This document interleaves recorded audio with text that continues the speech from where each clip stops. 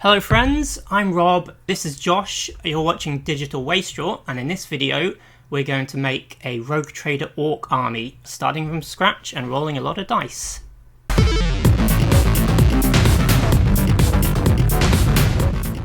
Hello, Editing Rob here.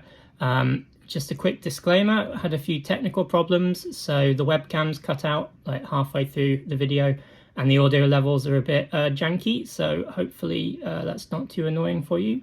And also I realised afterwards that I've missed out a whole load of options in terms of my army list, so consider this just a kind of vibe, you know, just enjoy the atmosphere of old school rolling dice and looking up stuff. And when the army is actually put together in the future, I'll do a proper video talking about my list and how it works and what all the units do and all that kind of thing. So yeah, please enjoy. Let's go.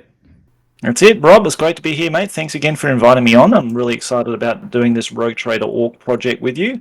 And thanks again for reaching out and contacting me about it, because I had no idea that you had your own YouTube channel. So I'm excited to see another YouTuber in Japan talking about 40k, especially Rogue Trader.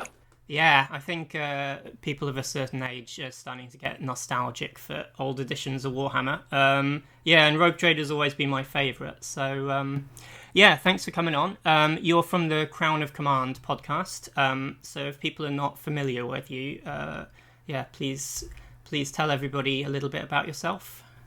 Sure, I'll try to make it as brief as possible. Basically, yeah, my name's Josh. I'm from Japan. I'm originally from Australia. I came here about 10 years ago. And during that time, I was heavily in the Infinity scene from Corvus Belli, a fantastic sci-fi game. And I met actually Rob at the store at Mr. Fields, of all places, in Kashiwa. We had a game with you and your friend, and I think me and John Joe, I think, were playing that day. Anyhow, long story short, I got sort of sick and tired of the edition changes, all the rule books and everything else. It just became too much, and I decided to go back and hark back to the good old days of the 90s, where the games were really fun, fast, full of laughs, and I loved the models, and I really hated putting these multi-part metal models together. They were just doing my hand fingers in. It just got to a point where I just couldn't do it anymore, and I started not enjoying the hobby and painting process. That's a real time to take a step back if you're not actually enjoying yourself. That's right. So I got back into my love of fantasy. I love rank and flank type games. So 5th edition was the set I remembered, and 4th edition, of course. But I started playing 3rd edition. That's how I sort of, well, not playing it, but getting the books and getting the models and that kind of thing way back in the day. This is going back more than 30 odd years ago. Uh-huh. But, you know, the editions that I played the most were 4th and 5th edition. 5th edition probably being the most I played. And so I got the sets, and luckily from Japan, a guy in Japan sold them to me, all brand new, still in shrink wrap, which is amazing. And then I got the guys in, I sort of conned them into playing fantasy again with me. They had probably started playing it when they were in, like, you know, the equivalent to secondary school in the UK, or elementary school in America or whatever. So they had some memories of playing it back in the day. So we got that sort of started. Then the Crown of Command was born through COVID, through the podcast, and interviewing people around the world, talking about their passions for Warhammer Fantasy 5th edition, or 40k 2nd edition, or Epic, or whatever. All those classic games from the 90s, which we sort of define as being the golden era of Games Workshop. So you can run off about 10 different titles, which were classic specialist games or core games of Games Workshop during the 90s, and I had the privilege of working for Games Workshop during that time in '94, and working in the studio in Nottingham so for a very brief time before getting homesick and coming home and regretting every moment of it. But you know, those sort of this time in the hobby was the most important time for me, and that's how the Crown of Command was really established. And sort of reliving those times, reliving the glory days of Games Workshop back in the 90s, and having other people being as equally as passionate and crazy about it as I am. Really? Yeah. So yeah, and you also have a painting studio, I believe. Yeah, as of probably April, May, I started MacLeod Studios, which is a painting service. Basically, I sort of have taken that kind of 90s style and made it cool again, maybe for some people. And some people say, "Oh, well, cool. You know, if you can paint just like that, exactly the same style and exactly the same colors and everything like that from the '90s, White Dwarf or Army books or whatever. Please, here's my army. Please paint it for me." So it's been a great adventure so far. I'm really enjoying it. Every day I get to paint models. I mean, I can't complain. Living the dream. Dream, yeah, absolute dream job, mate. So hopefully it'll continue forever, ever and a day. So Yeah, yeah, living the Goblin Green base dream. that's it. Goblin Green all the way. Yeah. Yeah, I started. Rogue Trader was my kind of starting point. Right.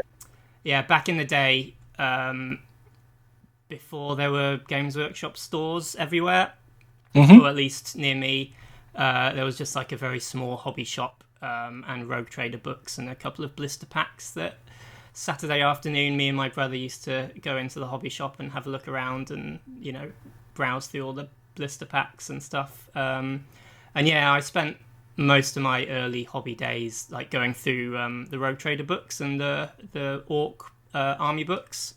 So yeah, this is kind of my nostalgia, the Rogue Trader era.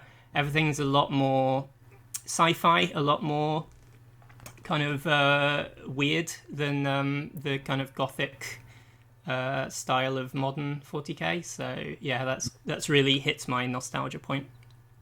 Right. What? Can I ask what age you were when you first discovered Rogue Trader and started playing it? I single digits, I think. Yeah, I was going to say you look a lot younger than I am. So yeah. Yeah, it was definitely like yeah, because I've got an older brother who, and I remember one day he went off to a friend's house, and the friend had a whole bunch of Epic, whichever edition Epic that was, set up. Yeah, my brother came home, and then we used to get White Dwarves and all this kind of stuff. Right. Yeah, so I kind of grew up with fantasy and yeah, kind of graduated from. Do you remember those Final Fantasy or Fighting Fantasy game books, the choose Yeah. your own adventure things? Yep. Yeah, had loads of those when I was very young, and then we kind of graduated from that to White Dwarf to role playing to wargaming. Wonderful. Yeah, Yeah. Journey, mate. Great journey, and you're living in the best country for it too, in the UK. So yeah, and then I actually went to university in Derby, so for my university years, Warhammer World was like a 30-minute bus drive away. Yeah, so used to go down there with my friends and roll dice and stuff on the nice big scenic tables. lovely. That's great, mate. That's excellent. Yeah. Yep. So yeah, you said that your nostalgia dream is kind of third edition 40k and the Goblin Green super bright red era. What's your relationship with Rogue Trader though? Okay, so Rogue Trader, very little. It was basically introduced to me by my then school friend who had picked up the Eldar Guardians box set, which were all they were the first iteration of the metal body, plastic arms kind of thing. If you can remember back to those days. Yeah, I think I had some of those. Yeah, so he picked up a few of those, and I remember going to another friend's house. He was Canadian, and his brother, no, sorry, he had actually bought a lot of these metal Space Marines. Now, this is from the Rogue Trader era. I didn't even know what Games Workshop was. I had no idea, and I just saw these metal models on his shelf, and was quite intrigued. And he told me where this place was, where he bought them from, and that's how I discovered a lot of these other games and stuff after buying HeroQuest. And that's where I saw all the books. And at that point of time, it was third edition fantasy, Rogue Trader 40k, so all of that kind of first edition epic, all that. So that was kind of my foray into 40k initially. I didn't really get into it so much because of the initial cost and getting the models and that kind of thing. Because living in Australia, it's not that easy.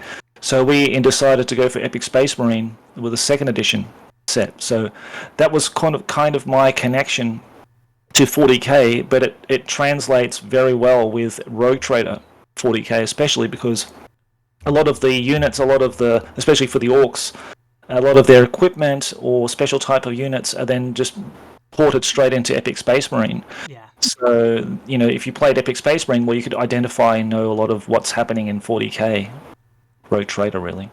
Yeah, because I feel like around third edition orcs lost a lot of their wackiness.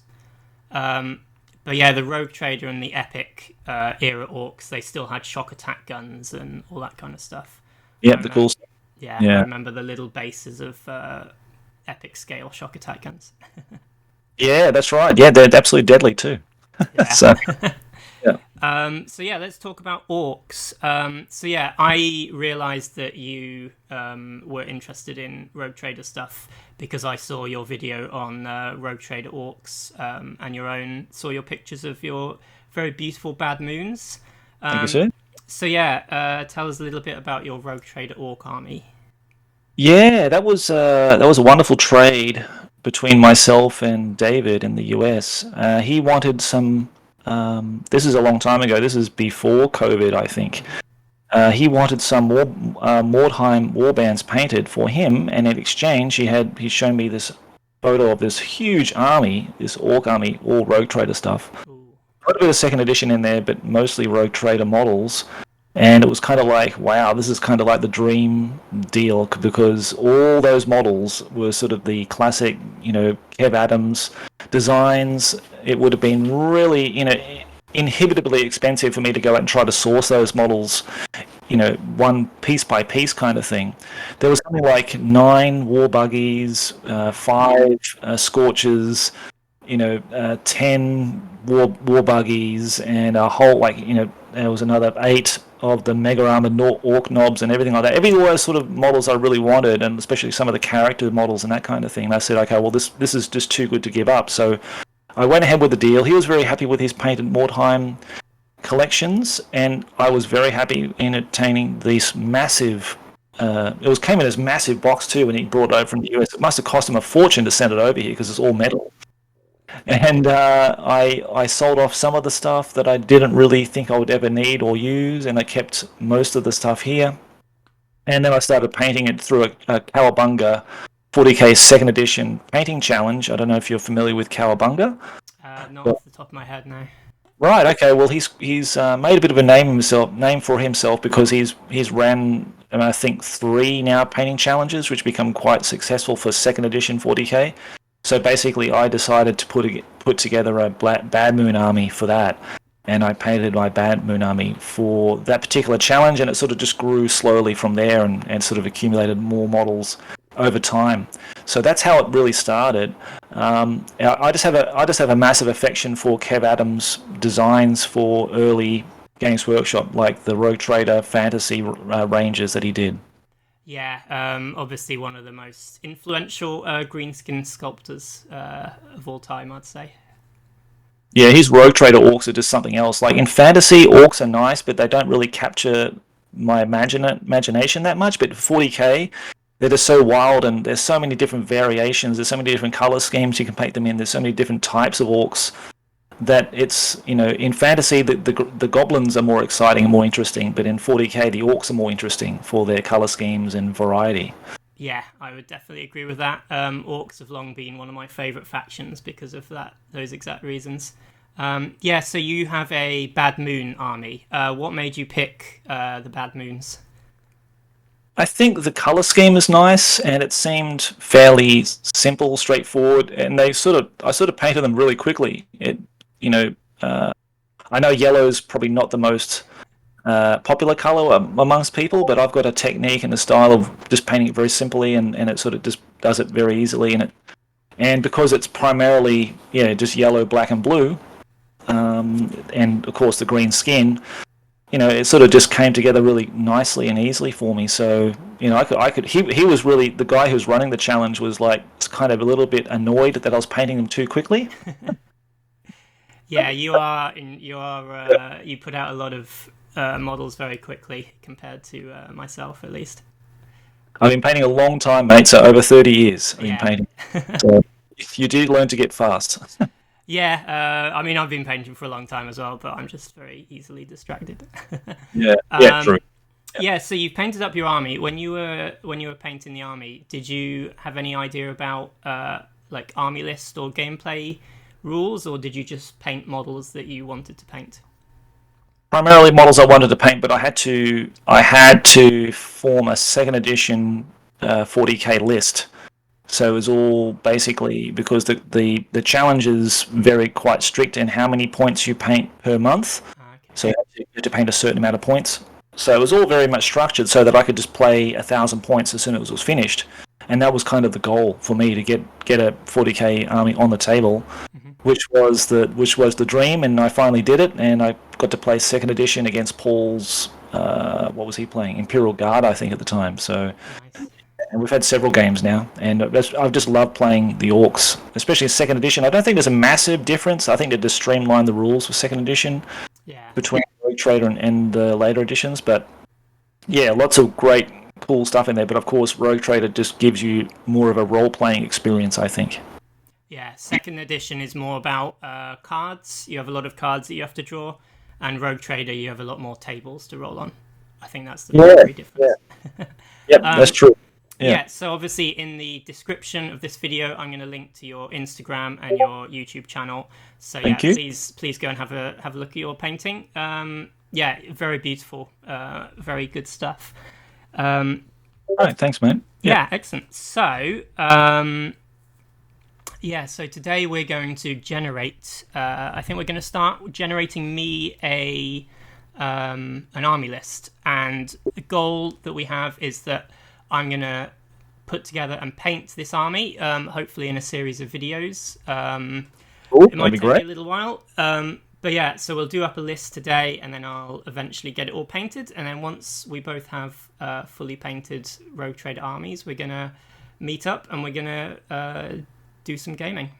That's the goal. But what clan did you choose there, Rob? Yeah, so back in the olden days of childhood, I used to have a snakebite army, imaginatively named after the snakebite army that's written in the back of the book. I copied those names.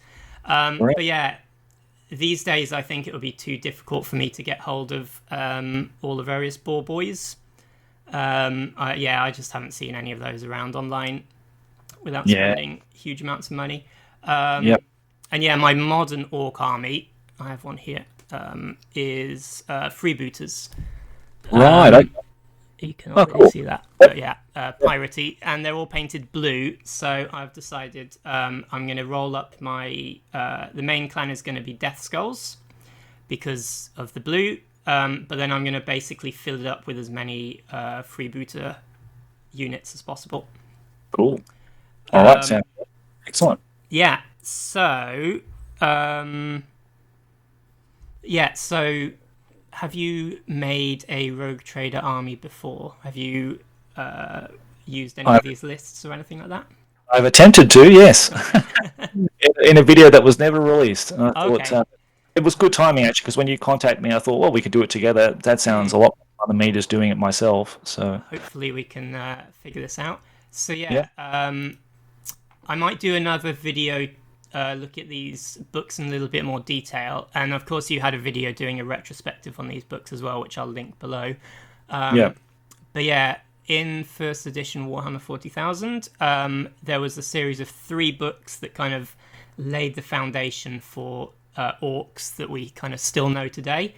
The first one is the one that you can see on the screen, Why Are the Orcs? And this was 100% a background book. I don't think there were any rules in it. It told you about the clans and orc names and orc history and all that kind of stuff. And then they released Here We Go, which was the first rule book. And this contained rules for Goths, Snakebites, and Blood Axes. And then the final one, which I'm going to be using today, was the Freebooters, the third of the books. And all of these books are big, chunky hardbacks. I'm using the PDFs, but you, Josh, you've got the actual physical books, haven't you? I'm the lucky bugger who someone very kindly sent me all the books. So thanks very much again for Al Sutton, I think, who sent me those.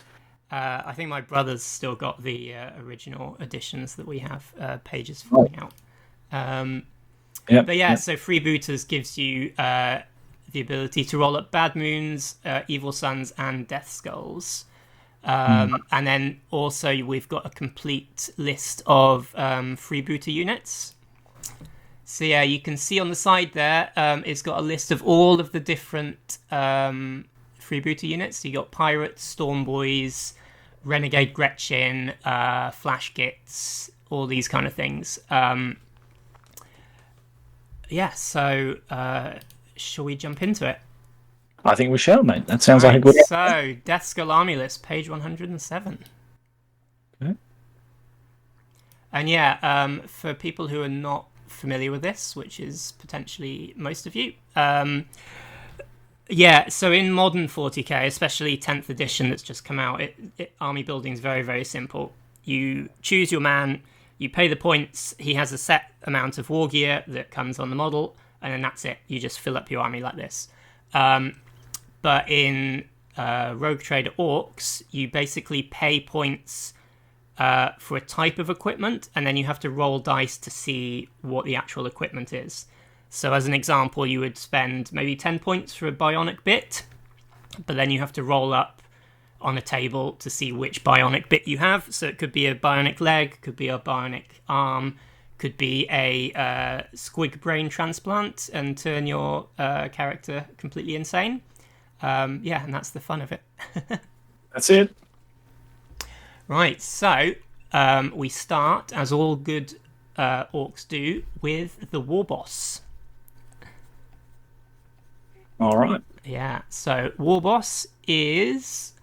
as a starting point, you can choose a 45-point war boss or a 90-point warlord who has different stats. I'm going to go with the warlord because then I have to paint fewer models. Okay. Sounds like a good choice. Yeah, and he's got he comes with flak armor, bolt gun or bolt pistol, and a suitable hand weapon. And then I can buy him power armor or an extra bolt pistol, and then some additional weapons. So I have the Flash Git or the Freebooter Captain, which I'm going to use as my warlord. And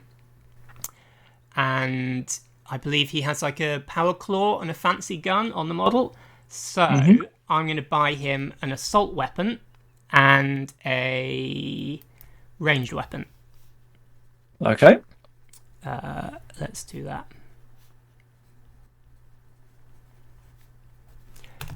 So that's going to be four points per roll. And I believe the charts are in this one. Yeah, they're right at the back, mate. Right at the back. Oh, right at the back of the Freebooters one. Yeah, well, almost at the back anyway. Okay, not that far back. Here we go, yeah. Yeah. Yeah, here we go. Death Skull equipment charts. So, that's it. D100. You'll notice it says D10, but it's actually 0 to 100. Yeah, so, it is. Games Workshop, as accurate as ever with their proofreading. All right. I don't have a dice tray. Do you want to roll me up? You have a dice gun, right? You want me to roll it? Yeah, you go for it. You go for it, man. Okay. Roll me a good number. All right. Here we go. 81. 81. That is a plasma gun. Oh, that's nice. Very good. Not bad, eh? Yep, not bad at all. And how about an assault weapon? 80. 80. That is a power axe. All right. All right. Cool. Yeah. My power axe might look suspiciously like a power fist, but it's all good. Why not? Let's do a bionic bit while we're here. He's a tough war boss. He's been through the ringer. He's gonna. 61. 61 is a rebuilt cranium. Oh, that's not good. He might be a little bit stupid now. Yeah, most people will have seen the 3 additional points on the profile with intelligence, cool, and willpower. So maybe the rebuilt cranium has something to do with those, one of those intelligent stats or something like that. Maybe. Yeah. The bionic bits I think are in this one. Yeah, in here we go. So yeah, bionic bits, rebuilt cranium, page 16.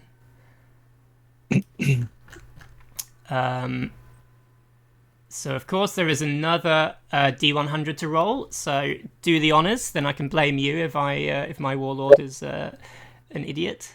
25. 25 respirator mouthpiece. Ooh, well, there you go. You got a nice illustration below there for it too. Yeah. So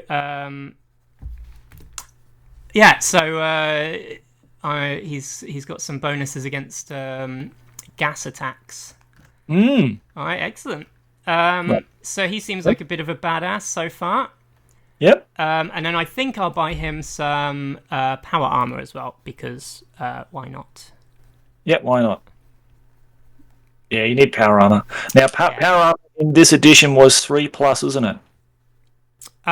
Yeah, I think it was 3+, but you can roll 2d6. No, that's Terminator armor. Yeah, I think normal Marine army. It wasn't until second edition when they had the mega armor. Yeah, that's true. Yeah,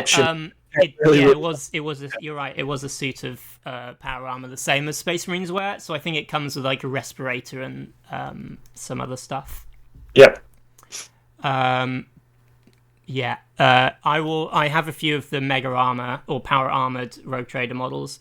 I'm going to put mine on 40mm basis so I can run them in modern 40k as mega armored guys. Okay, cool. Yeah, because then they can see all kinds of battlefields. Yep. All right, so now we have to make a retinue. Uh-huh. So yeah, the retinue consists of the war boss's closest mates and drinking buddies. They are some of the nobz who live in the war boss's large and heavily fortified household. And yeah, the war boss can also include various odd boys in his retinue and is likely to have several. So yeah, I'm doing Death Skulls, so they're particularly famous for the number and skill of their pain boys and runtards. So I can have 5 nobz, plus as many other nobz as I want, plus 1 mech boy, 2 pain boys, 2 runtards, and a weird boy, optional. So yeah, I have a pain boy model that I want to use, which is the Freebooter one. So let's start with him. Okay. Right, so pain boy is here. So pain boy is 15 points. And yeah, the model that I have has got a whole bunch of bionic bits on him. So yeah, let's buy him a couple of those. So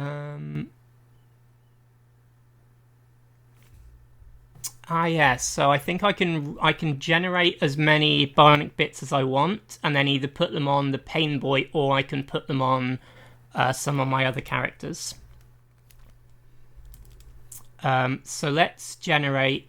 Let's go with maybe 3 bionic bits. All right. So 3 rolls? Yeah. If you would be so kind. Okay, here we go. The first one. 29.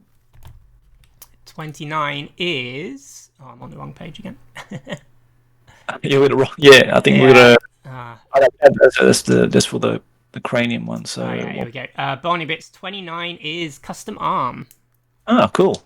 Let's see what the other 2 are, and then we can look up the specifics of the bionic. All right, bits. So 12. 12 is a hand. And then 53. 53 is custom legs. Right, wow, he's all custom. Yeah.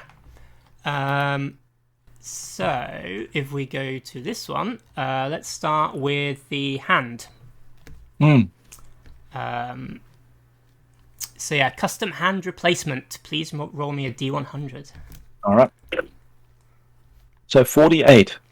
48 is a hand weapon. Cool. So... Yeah, hand weapon, hook, knife, saw blade, axe, spike, club, or sword. So the old hooked pirate arm, presumably. How about an arm? That's a D100 as well. Yep, 54. 54 grenade thrower arm. Wow. Okay, so it increases your stick bomb range. That's pretty cool. Yeah. And legs.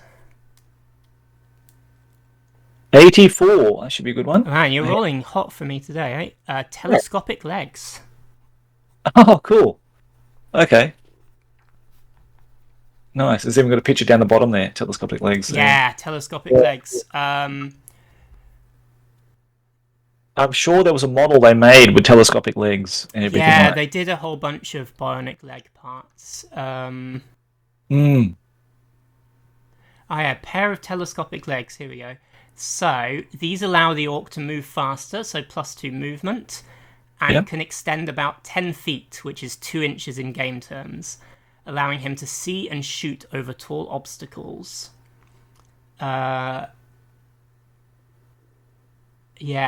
So the effect is like having the advantages of long legs, stilts, and a ladder all at once. Yeah. Oh, okay, that's nice, isn't it? Like go-go gadget legs. Yeah, essentially. It says the effect of leg extensions can be temporarily represented in the game by simply raising the orc on a 2-inch high stand made from cardboard, bent into a V shape. Wow. Real high quality stuff. Yeah, absolutely. So, having telescopic legs might be quite good for ranged weapons. So I think I might keep those and maybe give them to the my mech boy. All right. Yeah. All right. So let's go back to the retinue. 5 nobz. So I think I'll have maybe 3 big bosses in power armor. Okay.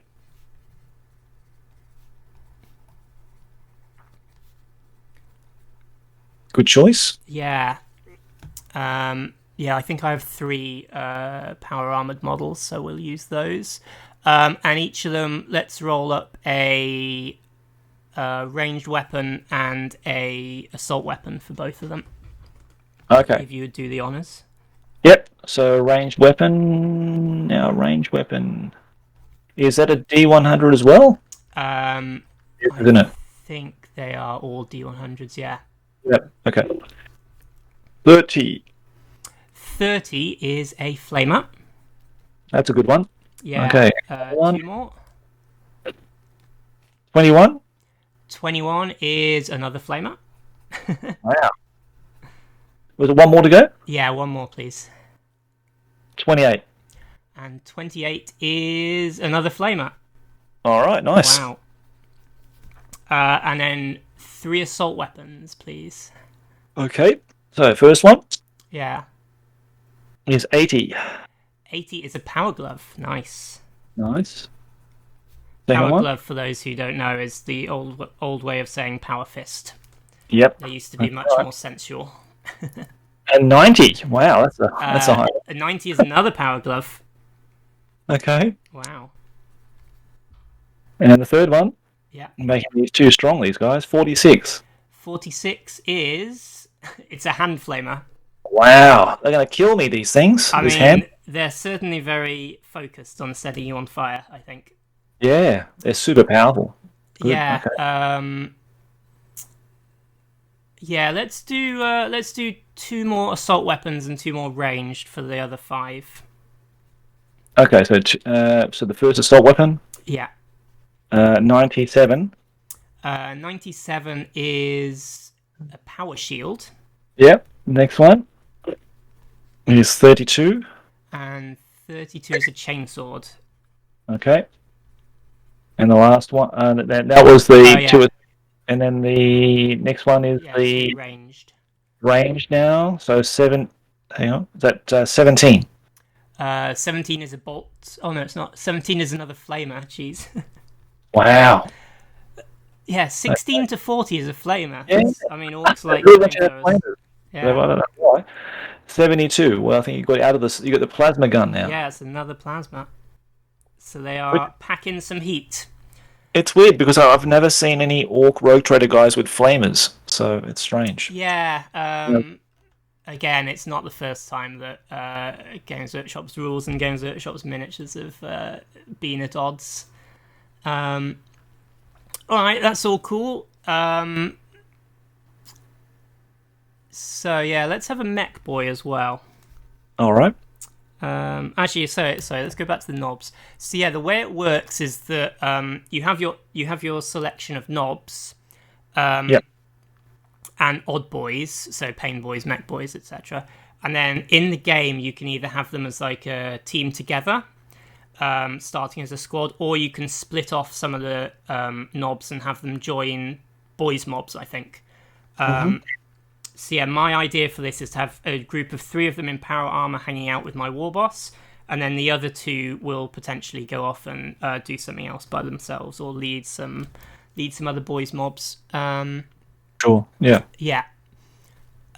So mech boy, Death Skulls Mechaniac.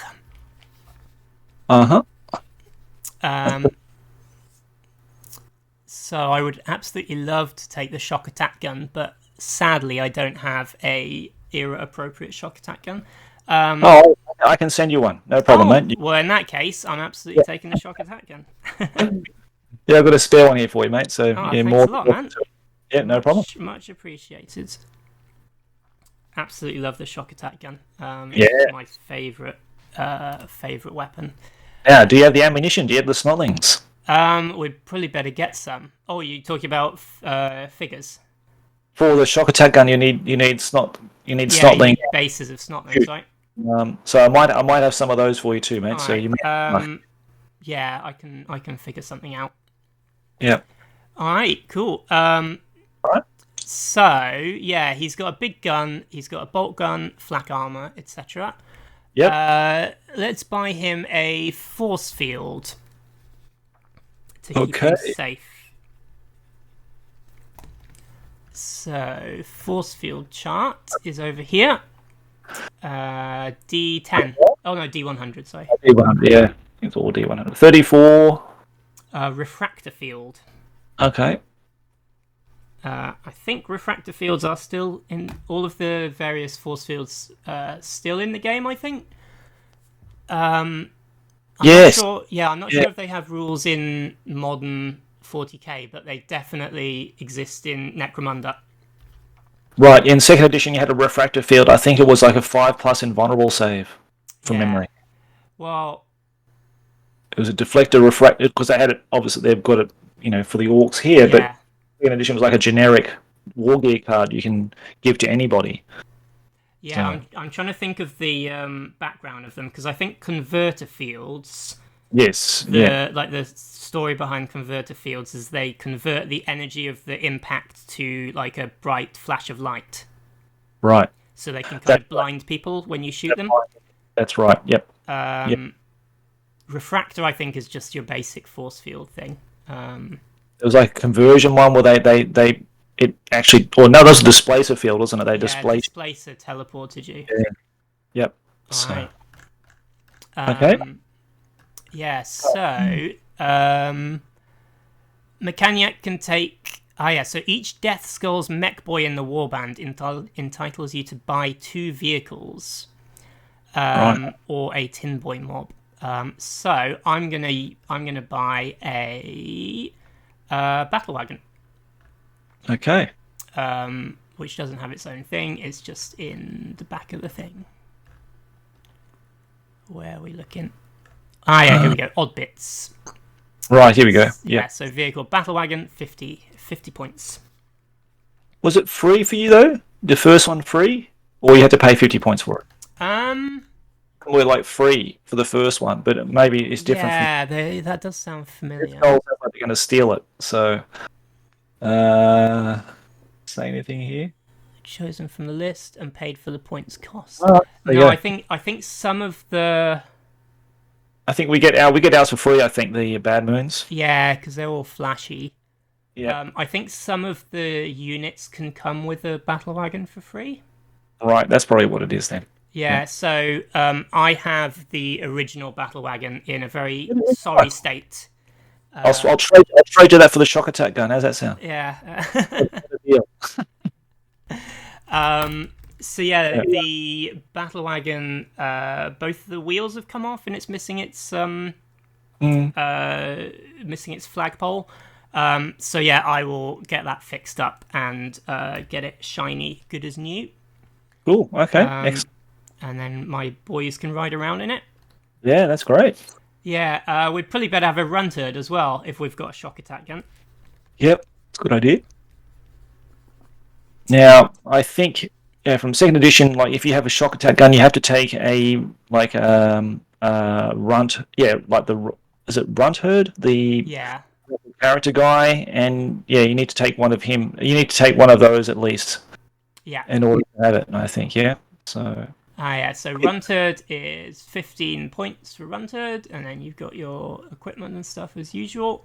And then you pay.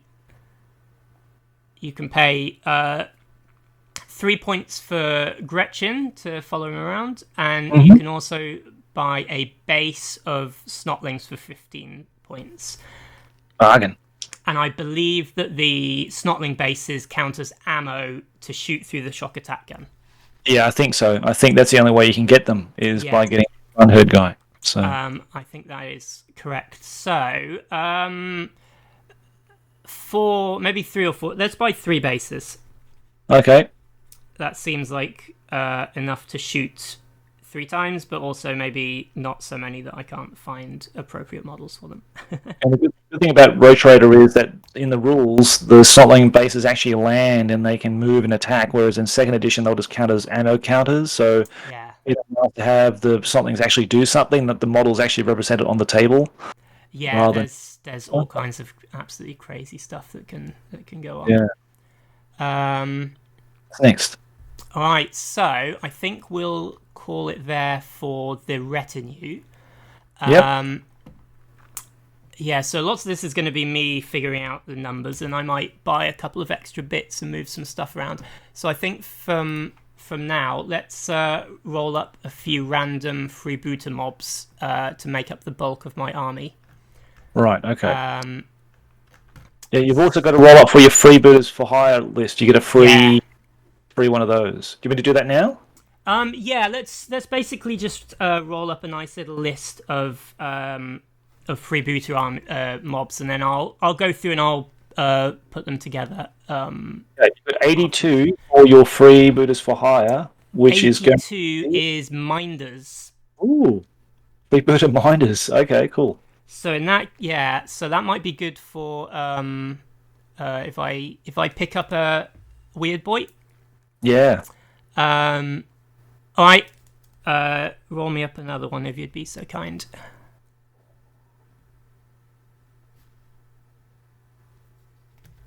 77. 77 is Dreadnought. Wow. Absolutely love Dreadnoughts. Right. Yeah, so I'm sure that there's like 3D prints of old-fashioned Dreadnoughts. Pretty sure. Yeah, so I might have to invest in some of those. I mean, they'll eat up my points quite quickly. Then let's say maybe let's do 3 more and see what we come up with. Okay. So, just a question. Mm-hmm. Isn't it only just one mob you get for free? Yeah, you get them for free, but you can keep getting them and then pay points for the rest of them. Okay, gotcha. Yeah, okay, so my thought is that I've got the retinue as Death Skulls, and then the rest of my army is going to be made up of these freebooter units that have decided to show up. Okay, so we've got 64. All right, 64 is Wild Orc Outlaws. Yep. Yeah, so these are going to be basically fantasy orcs with bows and arrows, and then maybe one guy with a gun leading them. So that'll be quite fun to model up. Yep, that'd be cool. Okay, now next roll. 46. 46 Gretchen Bandits. Nice Gorka Morka Gretchen to be going good in there, I'd say. Yeah. And then one more. 73.